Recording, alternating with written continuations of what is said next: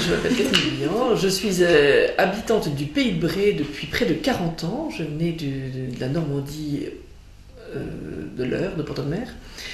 Et nous avons, mon mari et moi, créé une association culturelle il y a près de 30 ans pour apporter un peu la musique particulièrement et le théâtre dans le Pays de Bray.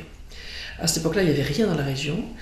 Donc on a commencé à créer cette association qui s'appelle Le Grenier de la Motte, puisque notre ferme, mon mari étant agriculteur, s'appelle la ferme de la Motte. Donc notre association s'appelle Le Grenier de la Motte. Le grenier étant la première pièce que nous avons installée pour recevoir des musiciens de renom. On était très fiers de cela. Et nous avons commencé cela en 84, ça fait donc maintenant très longtemps. Depuis 21 ans. Et le nom du village ? Ah oui, bien sûr. Le Grenier de la Motte est installé à Bailleul-Neuville, près de Londinières. Un charmant petit village, très actif, où tous les agriculteurs ont quasiment tous une activité autre que l'activité agricole. Et ça, c'est assez extraordinaire. Peinture, poterie, élevage de sangliers, musique et théâtre. Dans chaque ferme différente.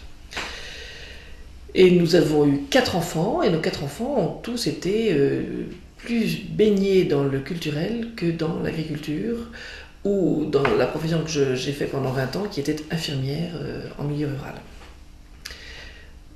Vous receviez des artistes de renom, vous les receviez pour quoi faire ?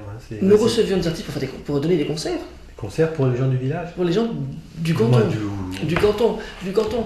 Il fallait donner des concerts de musique classique, traditionnelle. Je vais citer par exemple un exemple qui est très, très marquant, ce sont les 4 saisons de Vivaldi, qui est un concert qui est peut-être un petit peu redondant, mais qui est jamais joué de la même façon et qui est toujours extraordinaire comme morceau de musique. Et tout le monde connaît l'air d'une des 4 saisons de Vivaldi. Donc quand les gens viennent au concert, ils savent qu'ils vont entendre quelque chose qu'ils connaissent. Et ça valorise la personne qui écoute comme la personne qui est écoutée. Et donc nous avons fait venir des musiciens que nous connaissions de l'extérieur naturellement. Et au fil du temps, nous avons donc créé dans notre exploitation agricole des stages de musique. Des stages de musique qui ont commencé avec très peu d'enfants, nos enfants, des neveux, des cousins, des voisins, des voisines du village et du canton. Et maintenant, nous faisons depuis des années 5 stages de musique avec 50 jeunes l'été et aux vacances scolaires et qui drainent des enfants, des ados de toute la France et de l'Europe. Donc on fait à peu près 5 stages de musique par an, juillet, août, on en fait en novembre, on en fait à Pâques.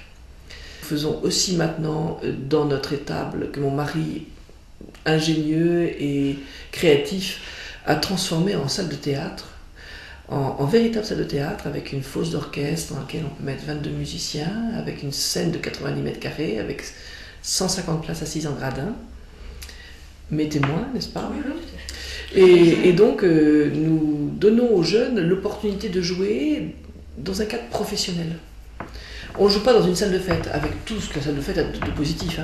On joue dans une salle de théâtre, dans une salle de concert. Pourquoi nous avons créé cela ? Parce que j'ai un mari mélomane, musicien sans aucun doute, mais il n'a pas suffisamment pratiqué pour être vraiment musicien à part entière, mais un musicien amateur, un grand musicien amateur.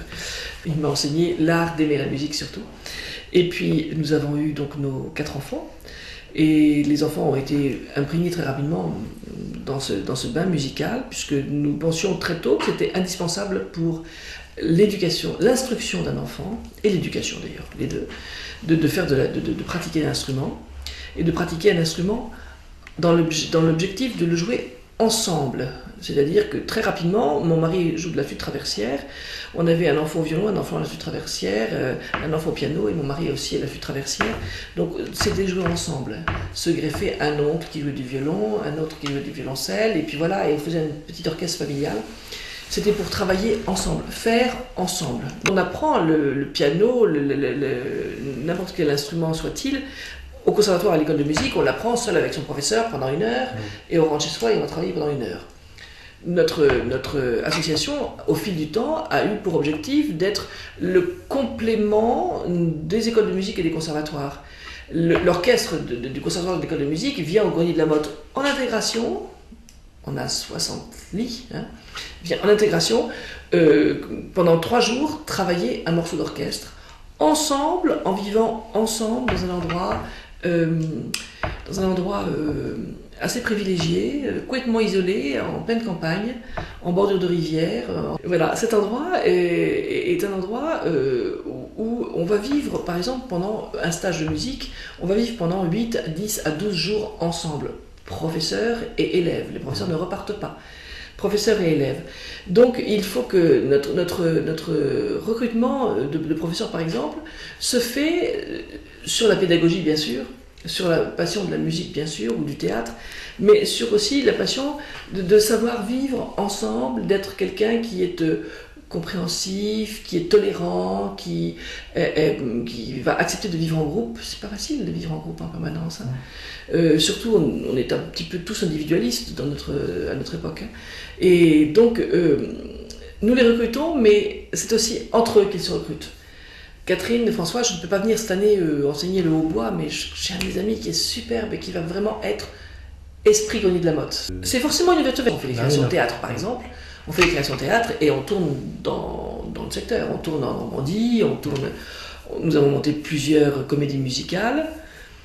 Nous avons parmi nos professeurs un professeur qui est compositeur et qui a créé plusieurs comédies musicales pour enfants et pour grands jeunes. On a monté avec des grands jeunes une comédie musicale au hasard qui s'appelle Les Misérables, que lui a écrit en s'inspirant de Victor Hugo tout de même, n'est-ce pas? Il a écrit la musique. Un autre de nos professeurs est orchestrateur. Maintenant, ce sont des musiciens professionnels. Hein. Il est orchestrateur et c'est sa profession. Et donc, on a monté ça avec un groupe de jeunes en 1997 ou 18. Et on a joué cette pièce de théâtre, cette comédie musicale, pardon, entre la banlieue lyonnaise, Osgore, dans les Pyrénées, en Normandie je ne sais combien de fois, et on a tourné beaucoup avec tout ce groupe de jeunes. Ça, c'est aussi extraordinaire de penser qu'on partait avec 1 ou 2 bus et qu'on allait faire des tournées, des productions du Grenier de la Motte. Mais c'est plus connu à l'extérieur que dans le pays de Bray. Quelqu'un a dit un jour que nul n'est prophète en son pays de Bray.